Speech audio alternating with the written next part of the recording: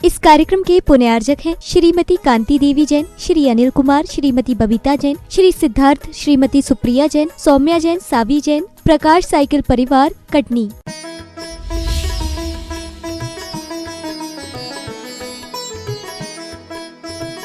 पंचकल्याणक महामहोत्सव का आज आखिरी दिन है। आपकी एक यात्रा क्रम से आगे बढ़ती जा रही है। देखिए, कल के दिन भगवान को दिव्य ज्ञान, केवल ज्ञान हुआ था, धर्मोपदेश हुआ था। भगवान का उपदेश प्राणी मात्र के लिए होता है। तत्व की, वीतरागता की, धर्म की, रत्नत्रय की, आत्म कल्याण की चर्चा भगवान के उपदेश में आती है और समस्त आर्यावर्त में विहार करते हुए, उपदेश देते हुए भगवान अंतिम ध्यान करने के लिए समो शरण छोड़ करके योग निरोध के लिए चले जाते हैं। ये योग निरोध का काल सत्ता में विद्यमान शेष आघातिया जो 4 कर्म हैं उनको नष्ट करने के लिए होता है। अंतिम 2 शुक्ल ध्यानों के द्वारा शेष 4 आघातिया कर्मों को नष्ट किया जाता है। जैसे मुनिजन इच्छा पूर्वक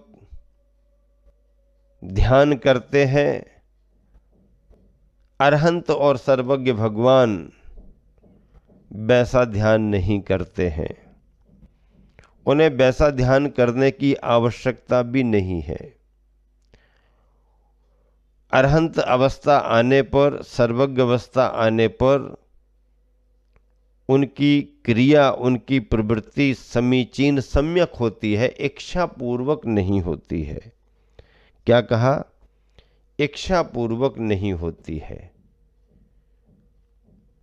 छद्मस्तों की प्रवृत्ति इच्छा पूर्वक होती है, अरहंतों की, सर्वज्ञों की प्रवृत्ति इच्छा पूर्वक नहीं होती, सहज होती है।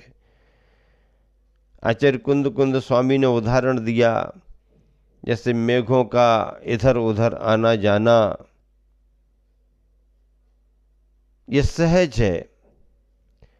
हवा का निमित्त बना, उनकी कोई इच्छा नहीं होती, सहज उनकी प्रवृत्ति होती है। ऐसे ही अरहंत भगवान के रूप में युगादि पुरुष आदिनाथ ने युग के आदि में समो शरण में विराजमान होकर के धर्मोपदेश दिया। कितने जीवों ने उपदेश सुनकर के धर्म के स्वरूप को स्वीकार किया, कितने व्रती बने, कितने महाव्रती बने। भगवान की देशना का सार है, जो महाव्रती बनते हैं वो तो उसी पर्याय से उन्हीं महाव्रतों के साथ चतुर्थ काल का समय है, उत्कृष्ट ध्यान करके मोक्ष चले जाते हैं। अगर कोई मुनि नहीं बन पाता है तो वह व्रती श्रावक बन जाता है, गृहस्थी में रह करके भी व्रतों का पालन करता है। श्रावक और श्राविका हो जाते हैं। श्राविकाएं कभी कभी दीक्षित होकर के आरिका बन जाती हैं, श्रावक दीक्षित होकर के मुनि बन जाते हैं। इस तरह से भगवान का उपदेश सुनकर के ये क्रम श्रावक धर्म का, मुनि धर्म का निरंतर आगे बढ़ता रहता है। और जब आयु का अंत समय आता है तो कर्मों को नाश करने के लिए भगवान योग निरोध करते हैं। अब इस अवस्था में समो शरण बिखर जाता है, दिव्य ध्वनि खिरना बंद हो जाती है और भगवान अपने नियोग पूर्वक किसी एक स्थान पर अंतिम ध्यान करते रहते हैं। अघातिया कर्म नष्ट होते ही ये शरीर यहीं पर रह जाता है और इसके अंदर की आत्मा निकल करके शुद्ध सिद्ध होकर के सिद्धालय में जाकर के विराजमान हो जाती है। बहुत बड़ी बात है। समोसरण पहले ही छूट गया था, अब शरीर और छूट गया। अभी तक तो भगवान दिख रहे थे, लेकिन अब भगवान का दिखना भी बंद हो गया। शरीर भी कपूर की तरह उड़ जाता है, कुछ नहीं बचता है। नख और केश स्मृति शेष बचते हैं। उन्हीं को आधार बना करके फिर मायामयी पुतले की रचना करके फिर निर्वाण सौधर्मेंद्र कराता है, अग्नि कुमार देवों का निमित्त रहता है। भगवान को मोक्ष हो गया। आप पंच कल्याणक में देखते हो, अभी आपने देखा सुबह सुबह सुबह सुबह जल्दी जल्दी उठ करके आ रहे, दौड़ दौड़ करके आ रहे, और यहाँ पर प्रतिष्ठाचार्य ने कह दिया, हाँ देखो करो आंखें बंद। आंखें बंद करा दी आप लोगों की, कायसर करो। और कायसर करके आपने आंख खोली और अरे भगवान तो है ही नहीं, भगवान है नहीं, भगवान गए, भगवान को मोक्ष हो गए। प्रतीकात्मक रूपक दिखाते हैं। धर्म नगरी कटनी वालों ने बहुत बड़ा पुरुषार्थ किया। पाषाण की प्रतिमाओं को साक्षात अरहंत प्रतिमा बना दिया। पाषाण के जिन बिंबों को आप सबने मिलकर के स्थापना निक्षेप के जिन बिंब बना दिए। मुनि संघ का सानिध्य आपको गुरुवर आचार्य श्री की कृपा से मिला।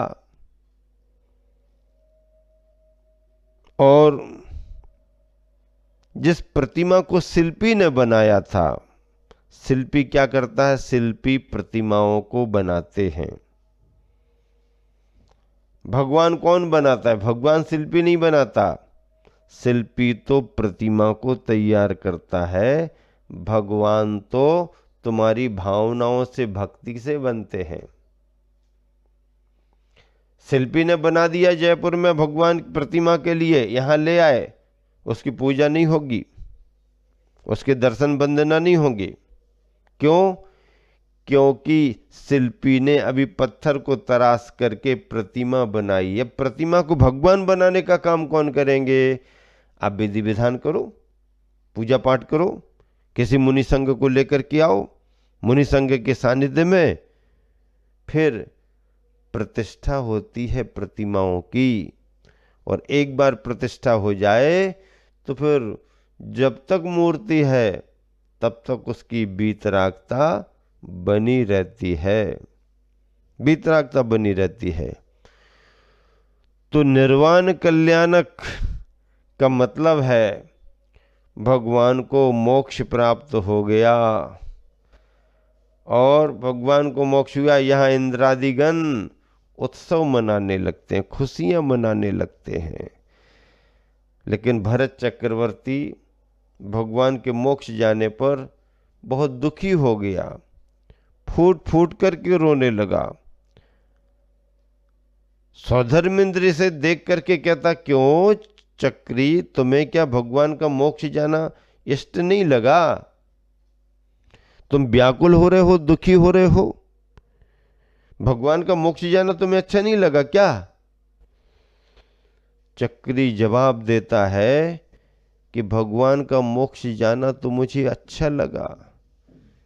हाँ, मैं कह रहा हूं कि भगवान का मोक्ष जाना तो मुझे अच्छा लगा। जब मोक्ष जाना अच्छा लगा तो फिर क्यों दुखी हो रहे हो, क्यों व्याकुल हो रहे हो? मैं ये सोच सोच करके व्याकुल हो रहा हूं कि अभी तक तो भगवान के दर्शन होते थे, भगवान की पूजन करता था। अब भगवान के मोक्ष जाने पर अब हमारे को भगवान के दर्शन नहीं हो पाएंगे। मैं जान रहा हूं कि अब मुझे अपने जीवन काल में दोबारा कोई दूसरे तीर्थंकर मिलने वाले नहीं। चक्रवर्ती भरत क्या सोच रहा है कि भगवान का मोक्ष जाना तो मुझे बहुत अच्छा लगा, उस बात की तो मुझे खुशी भी है, लेकिन दुख इस बात का हो रहा है कि अब हमें अपने जीवन काल में किसी दूसरे तीर्थंकर के दर्शन नहीं हो सकते। बिल्कुल अच्छी बात है। आप अपने पंच कल्याणकों में क्या करते हो? महावीर निर्वाण लाड़ू चढ़ाते हो, दीपावली मनाते हो, भगवान मोक्ष चले गए और आप यहाँ पर क्या खुशियां मना रहे? बताओ, खुशियां मना रहे। आपको तो दुख होना चाहिए। भगवान मोक्ष चले गए, आज हम उपवास करेंगे। भगवान मोक्ष चले गए, आज हम मौन धारण करेंगे। भगवान का मोक्ष हो गया है, आज हम किसी से संवाद विसंवाद नहीं करेंगे। आपके मन में ये आना चाहिए। ये ना आकर के खुशियां मना रहे हो। और भरत चक्रवर्ती रो रहा। अरे भरत चक्रवर्ती इसलिए रो रहा कि भगवान पास हो गए और हम फेल हो गए। लक्ष्य दोनों का एक था, भगवान आगे बढ़ गए, मोक्ष प्राप्त कर लिए और हम यहीं पर पूजा करते करते और यहीं पर रह गए। ऐसे निर्वाण कल्याणक दिवस पर अर्थात मोक्ष कल्याणक दिवस पर प्रातःकालीन बेला में आप सभी ने अच्छे तरीके से भगवान के निर्वाण कल्याणक को मनाया और अब उसी से जुड़ा हुआ रथोत्सव, गजरथ यात्रा, अब चाहे वो ग्राउंड में हो और चाहे शहर में हो। ग्राउंड अगर तुम्हारे पास बड़ा होता और अच्छा होता तो ग्राउंड में ही हो जाता। अब जहाँ बहुत अच्छा बड़ा ग्राउंड है वो आप सबको दूर का स्थान, दूर का इलाका पड़ रहा, और जहाँ पर अनुकूलताएं हैं वहाँ पर बड़ा ग्राउंड नहीं है। तो भैया जी ने क्या कह दिया, पंच कल्याणक की प्रतिष्ठा संपन्न होने के साथ फिर रथ यात्रा के लिए क्या करना वो कमेटी का विषय है। और कमेटी वालों ने पूर्व पर सब सोच करके तय किया कि जिस पंडाल में हम पंच कल्याणक कर रहे हैं वो तो पंच कल्याणकों तक का ही पंडाल रहेगा। हम अपने प्रभु की प्रतिमाओं को नगर यात्रा में नगर रथोत्सव संपन्न कराएंगे। बहुत बढ़िया, पूरे नगर में घुमाएंगे रथ के लिए, जिन शासन के रथ के लिए। ये और अच्छी बात है। इस तरह से मोक्ष कल्याणक की क्रियाओं के साथ मध्याह्न काल में रथोत्सव होता है। अभी इसी 2023 के वर्ष में बमोरी में पंच कल्याणक संपन्न करा के आए हुए हैं। और बमोरी के पहले 2022 के दिसंबर के महीने में 1 दिसंबर से 7 दिसंबर तक 2022 नन्नी देवरी ग्राम जिला सागर मध्य प्रदेश में भी बहुत बड़ी धर्म प्रभावना के साथ पंच कल्याणक संपन्न कराया था। गुरुवर आचार्य श्री उस छोटी सी बस्ती में 4 बार सत्संग विहार किए, आहारचर्या हुई।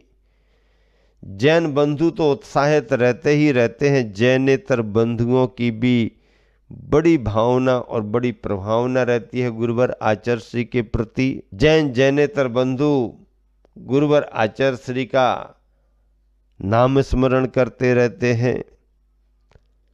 जब 2022 के दिसंबर माह में 1 से 7 दिसंबर तक पंच कल्याण हुआ तो इलाके भर के लोग, आसपास के महानगर बड़ी बस्तियां भी वहाँ का प्रबंध, वहाँ की व्यवस्था, वहाँ की भावना देख करके बहुत खुश हुए।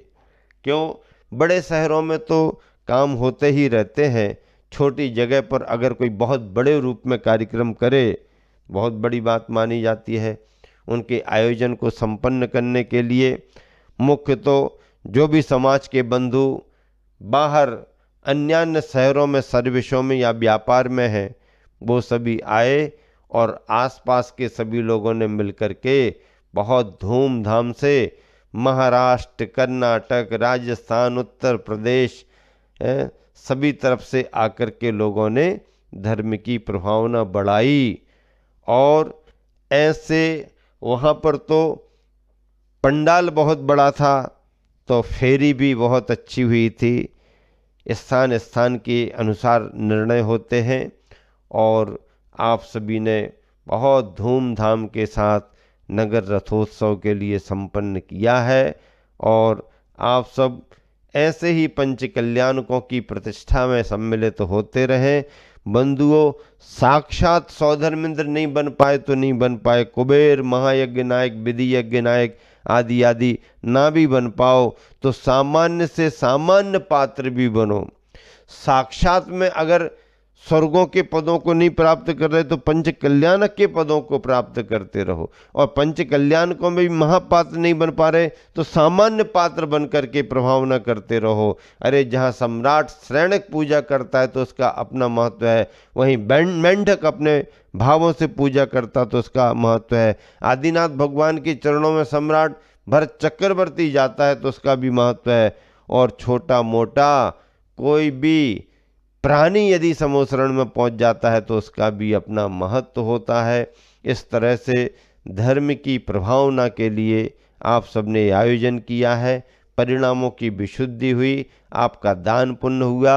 और कटनी नगर में बंगला मंदिर के नाम से जो मंदिर प्रसिद्ध है, पहले छोटा चैत्यालय था, फिर छोटा मंदिर बना और अब बहुत बड़ा मंदिर बन करके जिन जिन परिवारों की प्रतिमाएं स्थापित हुई हैं वो परिवार पूजन अभिषेक से निरंतर जुड़े रहें, खान पान की शुद्धि रखें, अभक्ष्य आदि वस्तुओं का त्याग करें। जैन कुल में जन्म लिया है तो जैन कुलाचार सदाचार का पालन करें, स्वाध्याय करें, संयम का पालन करें, अभक्ष्य और अशुद्ध वस्तुओं से बचें और जियो और जीने दो के नारे को लेकर के तुम स्वयं सम्मान के साथ रहो और सभी को सम्मान के साथ रहने दो। सभी सुखी रहे सब जीव जगत के, कोई कभी ना घबरावे, बैर पाप अभिमान छोड़ जग नित्य नए मंगल गावे। घर घर चर्चा रहे धर्म की, दुष्कृत दुष्कर हो जावे, ज्ञान चरित उन्नत कर अपना मनुष्य जन्म फल सब पावे। सर्वे भवन्तु सुखिना सर्वे सन्तु निरामया सर्वे भद्राणि पश्यन्तु माँ कश्चित दुख भाग भवेद। सभी महापात्रों ने मिलकर के, सामान्य पात्रों ने मिलकर के जिन शासन की बहुत बड़ी धर्म प्रभावना की है, पाषाण की प्रतिमाओं को तो परमात्मा बनाया ही बनाया, अपनी आत्मा को भी परमात्मा बनाने के लिए आपने साथी से पुण्य का अर्जन किया है। आपका यह पुण्य निरंतर बढ़ता रहे और आज आप भगवान के कल्याणक मना रहे हो। मैं भावना भाता हूँ कि आप सबके भी कल्याणक किसी भाव में मनाए जाएं। इसी शुभ भावना से विराम देता हूँ। महावीर भगवान की जय।